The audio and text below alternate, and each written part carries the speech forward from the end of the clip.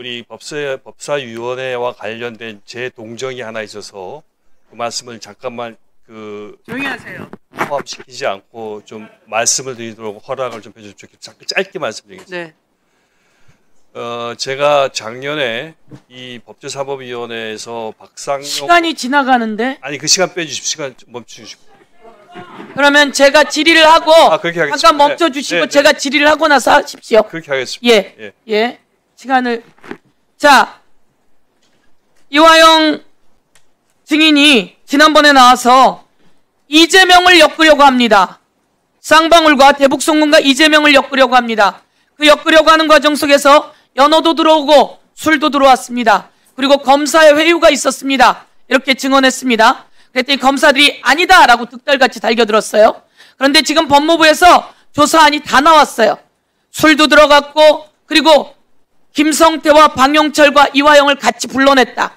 그렇게 불러서 대질 조사 시켜놓고 조서는 작성하지 않았다. 이런 자료가 다 나왔어요. 맞습니까? 그렇습니다. 술도 박상용 검사 허락하에 들어갔습니까? 박상용 검사가 허락했는지에 대해서는 모르겠으나 박상용 검사가 동석한 자리에서 술자리가 있었습니다. 박상용 검사가 동석한 자리에서 술이 있었습니까? 그렇습니다. 같이. 그리고 이재명을 엮으려고 그들이 노력했습니까? 그건 뭐 아주 자명한 사실. 이재명을 엮으려고 노력한 겁니까? 그렇습니다. 이재명 당시 대표에 대해서 제가 진술을 하면 저는 형을 감면하거나 바로 석방해 주겠다는 조건을 끊임없이 제시했습니다. 아주 중요한 이야기입니다. 누가 위증인지는 살펴봐야 합니다. 부인을 데리고 와서 부인을 데려다 주겠다라며 회유, 협박도 했습니까? 그렇습니다. 아들에 대해서도 구속하겠다고 협박했습니다. 아들에 대해서 뭐라고 했습니까? 구속시키겠다고 협박했습니다. 구속하겠다고 협박했습니까? 그렇습니다. 예, 법무부 장관께 요청합니다. 박상용 검사 여러 가지 일들이 많습니다. 다른 검사도 많습니다. 지난번에 나와서 이 장소에서 저희들을 째려보는 모습에 저희들이 섬뜩했습니다. 오늘 자 소주가 있었다는 이야기가 있는데요. 소주 얘기 다시 한번 찾아냈습니다. 소주 2023년 5월 17일 띄워주십시오. 5월 17일 1,800원 결제가 있습니다. 여기 12,100원 이마트에서 12,100원 결제가 있고요. 그리고 그 다음에 1,800원 결제가 있습니다. 이 1,800원 결제는 자 다음 장을 제가 넘겨보겠습니다. 당시 23년 이마트의 소주값이 1,800원입니다.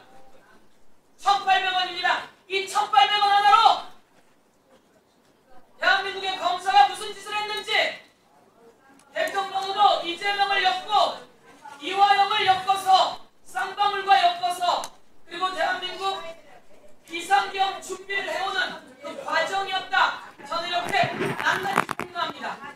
이화영 증인은 그 당시에 있었던 일과 아까 하고자 했던 이야기를 다시 한번 정리해서 말씀해 주십시오.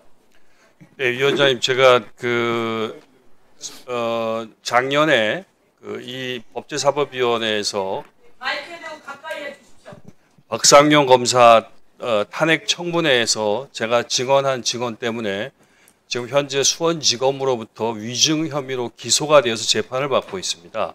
제가 이 위원회에 드리고 싶은 말씀은 제가 이 위원회가 아직 박상용 검사 탄핵에 대해서 소기의 과정을 마치지 않은 상태인데 그래서 제 증언이 과연 사실인지 아닌지 위증인지 아닌지 여부를 이 위원회가 아직 판단하지 않고 있습니다. 그래서 그럼에도 불구하고 특정 정당의 어떤 당시의 윤석열 정치검찰에서 특정 정당에 저는 고발을 사주했다고 생각을 합니다. 그래서 그 특정 정당이 저를 이 위원회 전체 의원님들의 결의가 아니고 특정 정당의 일부 의원들이 수원지검에 고발을 했고 그 수원지검에서는 바로 고발을 받자마자 위증 혐의로 기소를 하였습니다. 그 과정에서 저나 혹은 저의 변호인들을 검찰이 불러서 이 관계에 대해서 조사를 하거나 일체의 행위도 하지 않았습니다. 어떤 조서도 없습니다. 그럼에도 불구하고 기소를 했고 또 하나는 그런 과정에서 제가 변론을 받을 기회도 완전히 봉쇄되어져 있고 또 하나는 그 사실 자체에 대해서 지금 계속 다투어지고 있는 상황임에도 불구하고 그런 기소가 진행되었습니다. 그래서 지금 재판을 받고 있는데 상당히 많은 변호사 비용도 들고 고통을 겪고 있습니다. 그런데 지금 그 과정에서 다시 법무부 교정본부를 중심으로 한 법무부 실태조사에서는 또 제가 얘기한 것이 맞다 이렇게 지금 얘기를 하고 있고 또 그리고 그와 관련돼 가지고 지금 지금 법무부 장관이 말씀하신 바와 같이 서울 고검으로부터 저도 조사를 받고 오늘 사실 참고인으로서 조사에 응해달라는 요청을 받았는데 이곳에 참석하려고 또 조사를 못 받은 상태입니다. 제가 드리고 싶은 말씀은 이겁니다.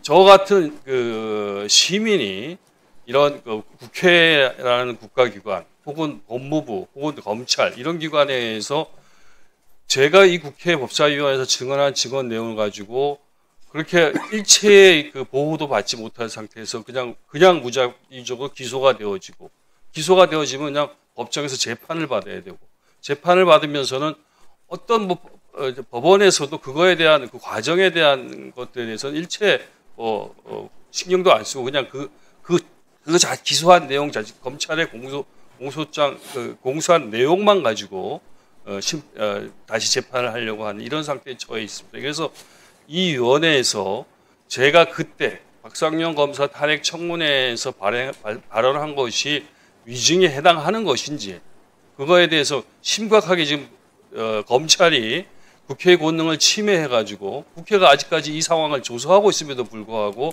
그것에 대해서 증인으로 나온 증언자의 진술을 기소해갖고 재판을 받게 하는 이 과정에 대해서 위원회가 부디 의견을 좀 밝혀주셨으면 좋겠다라는 그런 말씀을 드리고 싶습니다.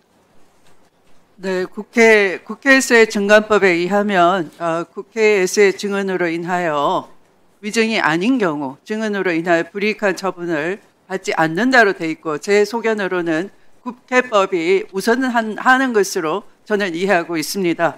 만약 지금 증인이 밝힌 바와 같이 보복 기소를 한다면 이것은 심히 유감스러운 사태이고 여기에 대해서는 국회 차원의 위원들이 논의를 해서 증인을 보호할 수 있는 방법을 찾아보도록 하겠습니다.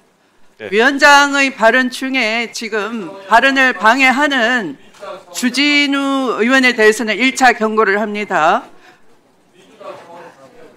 2,800원이 세상을 바꾸게 될 겁니다.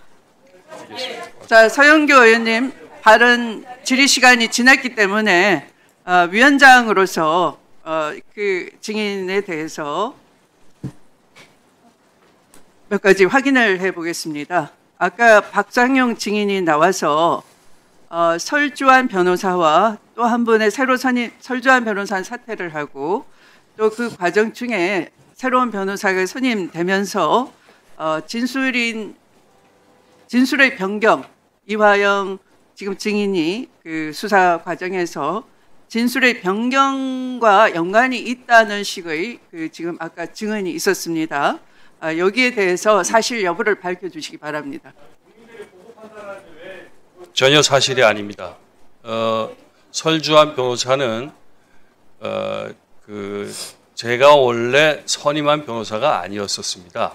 그런데 어떤 계기에 의해 가지고 제 사건을 돕겠다고 검찰, 그러니까 제 원래 변호사는 아까 주진우 의원하고 말씀하실 때 좀 상황이 다르던데 원래 원부법인 해광의 서민석 변호사님이라고 계셨습니다.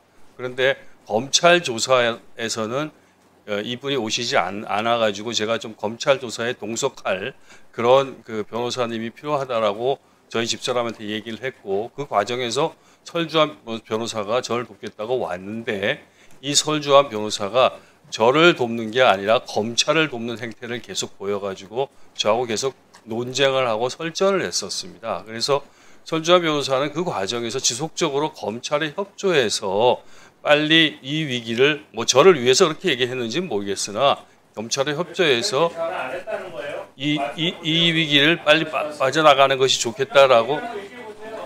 주진우 위원님 지금 위원장과의 문답 과정에 주진우 위원이 함부로 끼어드시면 안 됩니다. 경고합니다. 지금 두 번째 경고입니다. 세 번째 경고를 받게 되는 경우에는 발언을 제한하겠습니다.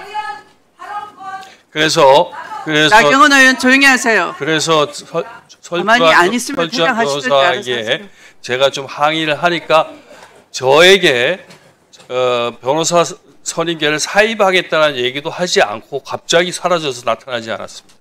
그러니까 제가 뭐 굳이 표현을 하자면 저와의 계약 관계가 있었는지 정확하게 잘 모르겠는데 그렇게 돼가지고 나를 돕지 않고 검찰을 도왔다라는 구체적인 사정이 있습니까? 그렇습니다.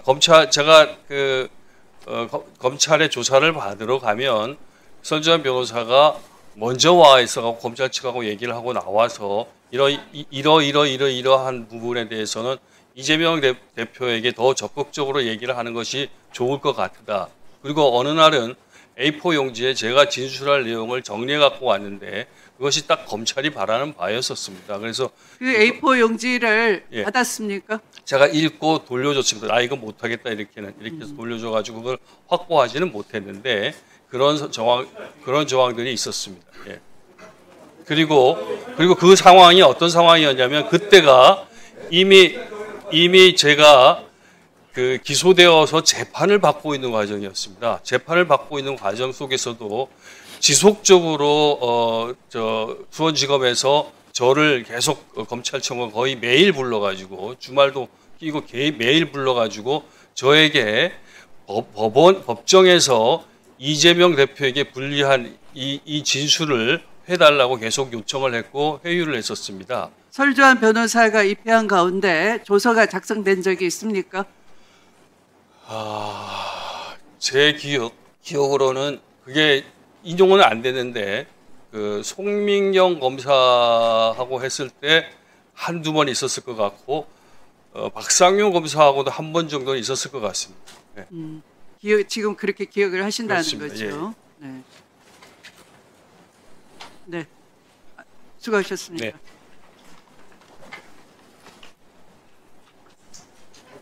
이화영 잠깐만요. 이화영 증인 잠깐 서 계십시오. 이화영 증인을 상대로 위원님들 중에 질의하실 분 있으면 해주시기 바랍니다.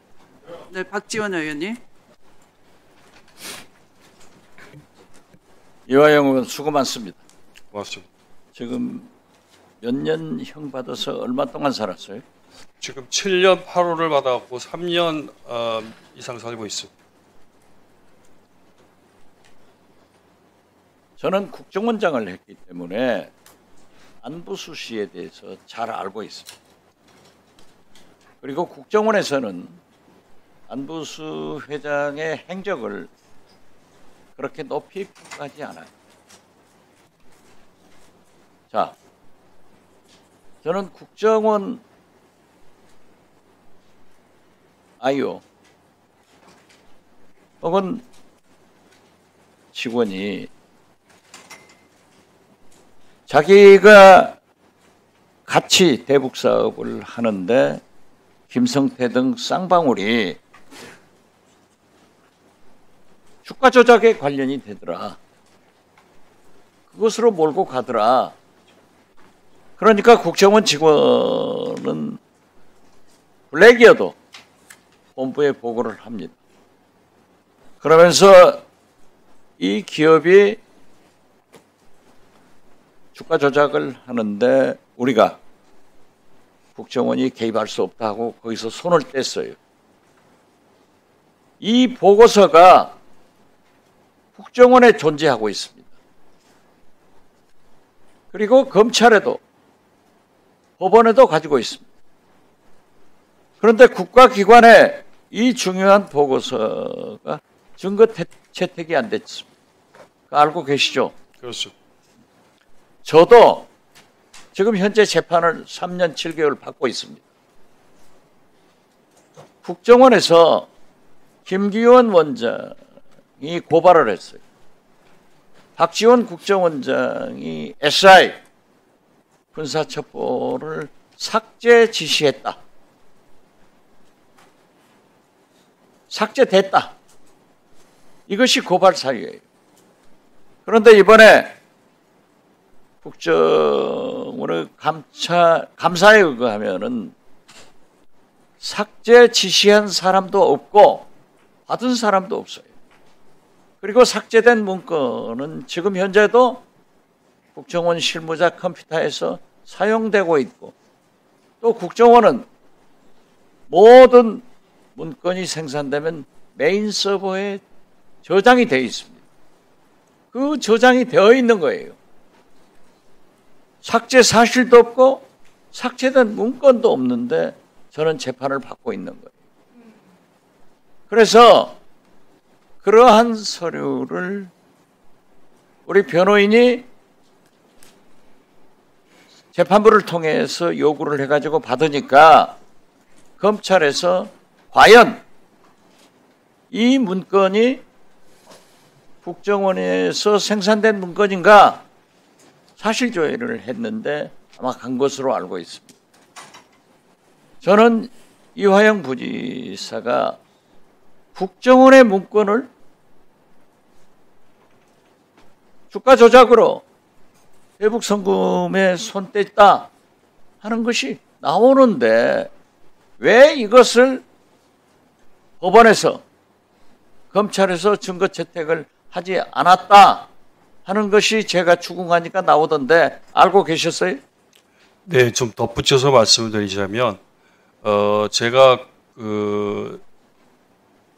17대 국회의원 당시에 그 당시엔 통일외교통상위원회 소속이어가지고 북한하고 협력 사업을 할 때 여러 가지로 평양에도 방문하고 그럴 때 그 노무현 정부 이후에 이명박 정권에서 저를 국정원에서 수사를 했었습니다. 수사를 받아가지고 제가 이 대북 업무라는 것이 이렇게 늘 리스크가 있는 거구나. 공적으로 대통령께서 좀 미션을 주셔서 했었던 일까지도 이렇게 다음 정부에서 수사를 하는 관행을 보면서 제가 경기도 평화부지사로 취임을 해가지고 반드시 내가 하는 대북 업무는 국정원과의 협조하에서 해야겠다 이렇게 결심을 해가지고 국정원에 그때 아까 말씀드렸던 아까 박성현 검사가 얘기하던 국정원 직원이 저의 먼 친척권되는 먼 친척도 아니고 친척 관계는 아닌데 하여튼 같은 동네에 있었던 그런 국정원에 인연이 있는 사람이 저한테 연락이 와서 안부수 회장을 소개해 준 겁니다. 그래서 안부수 회장하고 국정원이 보증을 하니 안부수 회장이 평양에 가가지고 여러 가지 평양에 협력 사업을 많이 동의를 해갖고 왔으니까 이 사람하고 같이 경기도에서 좀 일을 해줬으면 좋겠다고 해서 국정원하고 같이 협력해서 일을 풀어가지고 제가 이 사건이 나면서 계속 검찰에도 얘기했었던 것이 저와 관련된 모든 동정, 나와 관련된 대북 동정은 전부 국정원에 있을 것이다. 내가 국정원에 빠짐없이 다 얘기했고 국정원에 얘기하지 않은 것이 없기 때문에 국정원에만 확인하면 될 것이다 했는데 이번에 보니까 최근에 보니까 국정원에서 일부 자료만 냈었어요. 그리고 일부 자료는 지금 제출하지도 않고 그냥 가지고 있다고 하는데 그 자료들이 만천하에 공개되어야지 이 사건의 진상이 밝혀질 수 있다 이렇게 생각하고 있습니다. 저도 정보위원을 겸직하고 있기 때문에 정보위가 열리면은 이화영 전 부지사와 국정원의 관계에 대해서 감찰을 요구하겠습니다. 네. 또는 감사를 요구하겠습니다. 국정원은 거듭 말씀드리지만 생산된 문건이 65년간의 문건이 다 메인 서버에 있어요. 거짓말 못해요. 저는 이화영 부지사를 솔직히 말씀드려서 잘 몰라요. 이상수 의원 보좌관 할 때 몇 번 본 것 같고 난 부지사 할 때 만난 적도 없어요. 네. 그렇지만은 어떻게 국가기관인 국정원에서 이게 아니다 하는 공식 문건을 생산해서 제출했는데 검찰과 법원이 증거 채택을 하지 않는가 이것부터 저는 굉장히 문제가 있다고 생각하고 제가 당해본 바와 똑같다 이런 생각을 갖습니다. 장관님, 예. 최근에요 우리 존경하는 서영교 의원이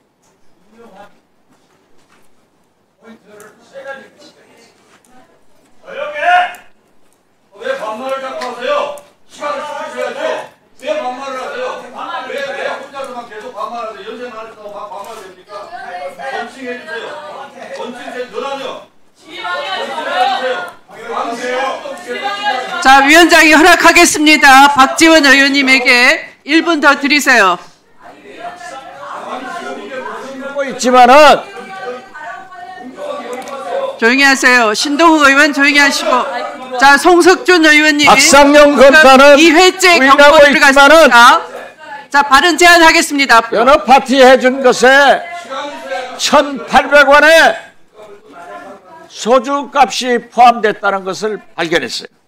이게 보니까 법원 앞에 이마트점에가 나도 초선이다. 나도 초선이야. 나는 옛날부터 너한테 말 내렸어. 가만히 있어요. 가만히 있어요. 여기 보면은 신동욱 의원님. 소주 한 병에 신동욱 의원님. 더 있어요. 2회째 경고합니다. 두 번째, 고함 지르지 마세요. 위원 발언 중에 위원장 허락 얻어서 발언하고 있는 감사위원회의 질의를 방해하지 번째. 마세요. 지기현 판사는 제 담당 재판장이기 때문에 이해 충돌의 관계가 있기 때문에 제가 질문을 하지 않았습니다만은 어제 지기현 판사가 갔던 그 단란 지점에는 여성 접대부가 있다는 것도 더 중요한 것은 국민과 의원들이 그대로 12월 3일 내란이 선포됐을 때 다 쫓아봤지만은 대법원에서는 이 개혁이 합법적인데 우리가 어떤 대책을 세워야 되느냐 하는 회의를 가졌습니다. 이러한 세 가지를 밝혀냈는데 법원에서도 반드시 이 문제를 규명해야 된다 하는 것을 말씀드립니다. 예, 알겠습니다. 네. 다시 한번 이화영 부지사 네. 이 문제에 대해서 제가 정보위에서 국정원에 감사를 요구할 테니까 사실이죠? 그렇습니다. 네, 또 이화영 증인을 상대로 질의하실 위원님 계십니까?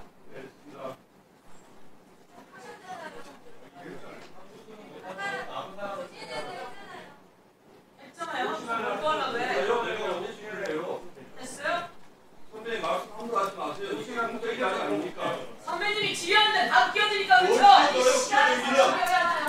금방 끊어지자마자 아니 저거 어딨어요? 바람도 하지 마시고 뭐해? 그러니까 말씀을 그렇게 하셔야돼요. 자, 아니 밖에 나가서 얼마든지 하시라니까요. 자, 이화영 증인 됐습니다. 들어가세요. 수고하셨습니다. 예의가 없어요. 예의가. 네, 수고하셨습니다. 예의가 있으세요. 예의가. 자, 다음 질의 순서는 박은정 위원님 순서가 되겠습니다. 조용히 해주세요. 조용히 해주세요. 조용히 해주세요. 조용히 해주세요. 자, 그러면 잠깐만 기다리세요. 자, 자료 요구하십시오. 자료 요구만 하십시오. 마이크 넣어주세요. 위원장께서는 회의장 진행과 회의 진행을 좀 공정하게, 공평하게 좀 해주십시오. 이것이 민주당 국감입니까? 감사위원은 우리 모두 다 감사위원입니다. 자, 법무부 장관께 저희가 아까 CCTV, 특검의 CCTV 유서, 그리고 세 번째로 서면 동의를 심야 조사를 하면 서면 동의를 해야 된다 하고 이 자료 요구를 했더니 지금 법무부에서 비공식적으로 나온 이야기가 이건 줄 수 없다 이렇게 얘기를 합니다. 특검은 제왕적 특검이 아닙니다. 특검의 수사 내용에 있어서의 독립성, 특검법의 독립성이라는 부분은 있지만 수사의 독립성은 저희가 보장해줘야 되겠지만 이것은 수사 절차에 있어서의 위법 여부를 확인하는 것입니다. 이미 제출하신 것처럼 법무부에서 특검 관련 예산에 대해서는 제출을 해주셨습니다. 똑같은 논리라고 생각을 합니다. 예산 내역 제출하신 것처럼 이 수사 절차의 위법에 대한 저희가 요구하는 세 가지. 예, 이 특검 관련해서는 좀 수사 진행 중이기 때문에 저희 법무부가 관련된 자료를 요구할 권한이 없습니다. 네. 네. 자, 다음은 박은정 의원님 질의해 주시기 바랍니다. 나경원 의원님 국정감사 진행에 협조해 주시기 바랍니다.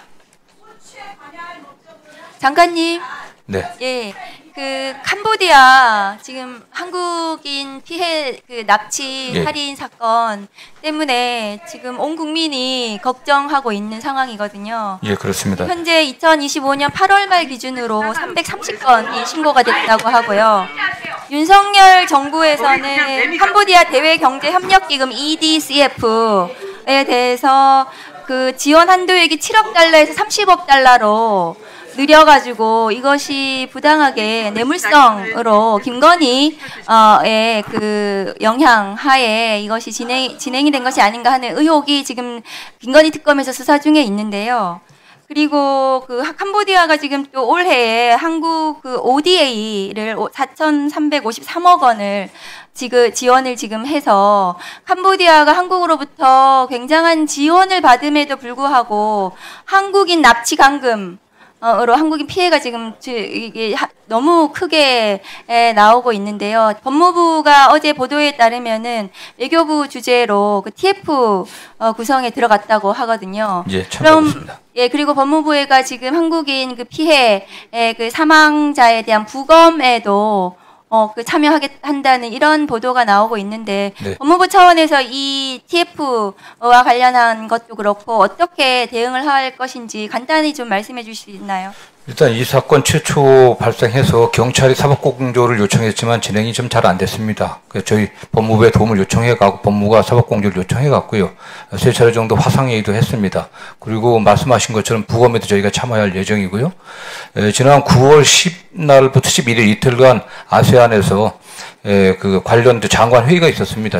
범죄 관련 장관 회의가 있었는데 그 당시 차관이 가갖고 캄보디아의 법무장관을 만나갖고서 이 문제에 관련해서 협조를 해달라는 요청을 했었습니다. 그런 과정에 있고 향후 지금 물론 경찰도 하지만 저희들이 경찰과 법무가 협조를 해갖고 보다 적극적으로 노력할 생각이고요. 필요하다면 저희들 수사관도 좀 파견할 생각입니다. 네, 장관님, 이 가족 잃은 국민들의 그 슬픔을 잘 생각을 하시고, 그 장관님께서 이 사안은 직접 챙겨서, 그 이재명 국민주권 정부의 신뢰를, 국민들께 드릴 수 있도록 해주셨으면 좋겠습니다. 저희들은 최선을 다하겠습니다.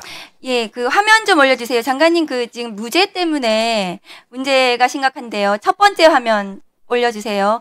검찰이 이제 직접 수사로 인한 무죄가 예를 들면은 첫 번째 화면 좀 올려주세요. 그 일단은 김학의 출금 사건, 그 다음에 뭐 사법농단, 월성원전 이게 전부 다 이제 윤석열 대통령 만들기 프로젝트로 한 정치 수사라고 하는 거에 동의하실 겁니다. 장관님께서도요. 그런데 이 사건들이 이제 대한민국 언론이 주목한 대표적인 사건들인데 이 검찰에서도 대대적으로 이제 언론 플레이를 통해 가지고 한 사건들이에요. 그러면 이런 사건들에 대해서 무죄가 났으면 1심, 2심, 3심 뭐 확정이 다 됐습니다. 무죄가 났으면 이 수사와 기소한 검사들, 항소까지 한 검사들에 대해서 무죄 평정을 하는 거거든요. 이 무죄 평정의 벌점 얼마나 받았는지 장관님 아시나요? 네, 정확히 모르고 있습니다. 모르시죠? 다음 거 보여주세요.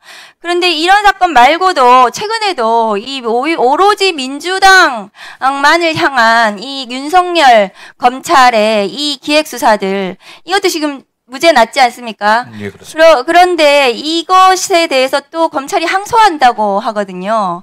이런 기획수사에 대해서. 근데 이 사건 판결이 어떻게 났냐 하면 다음 거 보여주세요. 객관적 증거도 없다. 법원이 이렇게 표현을 해놨어요. 그런데 검찰은 또 항소를 한다고 하고 이 재판을 받는 동안 이 사람의 인생이 무너집니다. 이 재판, 이 기획수사로 인한 이 사건에 대해서요. 다음 거 보여주세요. 이재명 대통령께서도 화면 올려주세요. 이재명 대통령께서도 기계적 상소로 고통받는 국민들 이 형별권 남용에 대해서 최근에 발언하신 있거든요. 네. 인생 망친다 이렇게 말씀하셨는데 저도 적극 동감합니다. 1심, 2심, 3심 거치는 동안에 재산도 날리고 아무것도 할 수도 없고 이런 불안정한 피고인 지위에 놓여 있는 거거든요. 지금 존경하는 박지원 의원님께서도 지금 3년 7개월째 재판받고 계시는데 그것은 국정원의 고발 사주, 윤석열 대통령이 직접 지시한 고발 사주로 인해서 무고하게 재판을 받고 있고 삭제 지시도 안 했는데 삭제했다고 직권남용 기소를 해가지고 지금 그 기소한 검사들이 있을 거예요 아마도. 그리고 국정원 가가지고 이거 유죄된다고 했던 그 검사도 있어요. 민주당에서 아마 감찰 의뢰해놨을 겁니다. 그런 사건들에 대해서 장관님께서 보셔야 되거든요. 다음 거 보여주세요. 근데 검찰 인지사건 무죄율 올려주세요. 인지사건 무죄율이 제가 확인을 해보니까요. 저거는 이제 고소고발, 검찰에 직접 고소고발된 사건을 아까 제가 오전에 요청을 드렸는데 검찰이 직접 수사하는 사건에는 인지하는 사건이 있고 고소고발한 직접 수사하는 사건이 있거든요. 그 전체 사건의 무죄율을 달라고 했더니 고소고발 사건은 경찰하고 붙어 있어가지고 따로 분리가 안 된답니다. 그래서 저거는 일부예요. 인지사건이라는 무죄율이 저게 지금 한 5% 가까이 되는데 일반 사건, 그러니까 경찰에서 올라오는 사건들의 무죄율 포함한 무죄율 얼마인지 아세요? 장관님 모르시죠? 1심 네. 무죄율. 네, 정확히 모르겠습니다. 0.9%. 그러니까 검찰 인지사건 무죄율은 아까 그 일반 사건 무죄율의 5배나 되는 겁니다. 존경하는 서영교 의원님이 2012년도에 대검 중수부의 무죄율을 그때 확인하실 게 있는데 그건 일반 형사사건 무죄율이 20배라고 합니다. 검찰이 그럼 수사를 잘합니까? 다음 거 보여주세요. 대검에서 사건 평정을 저렇게 하거든요. 무죄에 대해서. 검사의 과오가 없고 법원하고 견해차가 90%다. 그러니까 사건을 평정을 하는데 무죄가 나도 검사가 책임을 안 지는 게 저 구조 안에 있는 거거든요. 다 법원과의 견해차니까 1심 무죄가 나도 다 그냥 상소하는 거예요. 지금. 그런데 항소 상고 기준을 상급심 인용 가능성을 기준으로 해야 된다. 다음 거 보여주세요. 한 5%만 뒤집혀지는 거거든요. 대통령께서도 말씀하셨다시피. 그러면 인용률을 기준으로 해가지고 상소하고 항소해야 된다. 그런데 무작위적으로 기계적으로 항소하고 상고하는 검사들에 대해서는 벌점을 주고 그것이 인사에 반영이 되어야 된다고 생각을 합니다. 그래야지 검사들이 기계적으로 상소하지 않고 국민들에게 피해가 덜 주는 거거든요. 그러면 이 부분에 대해서 대통령께서도 말씀하셨기 때문에 장관님께서 어떤 제도적인 제안을 가지고 계시는지 말씀해 주세요. 예, 의원님 말씀 저쪽 공감하고요. 관련해갖고 과거 검찰이 권한을 오용하고 남용해갖고 독자적인 사건을 인지 수사한 것들의 결과가 사실 뭐 보기에도 민망할 정도로 안 좋습니다. 이거 관련해서 엄정한 책임을 물을 수 있는 구조를 만들고 저희들이 대검과 협의를 해갖고 무죄평정제도의 어떤 개선을 꼭 만들어내겠습니다.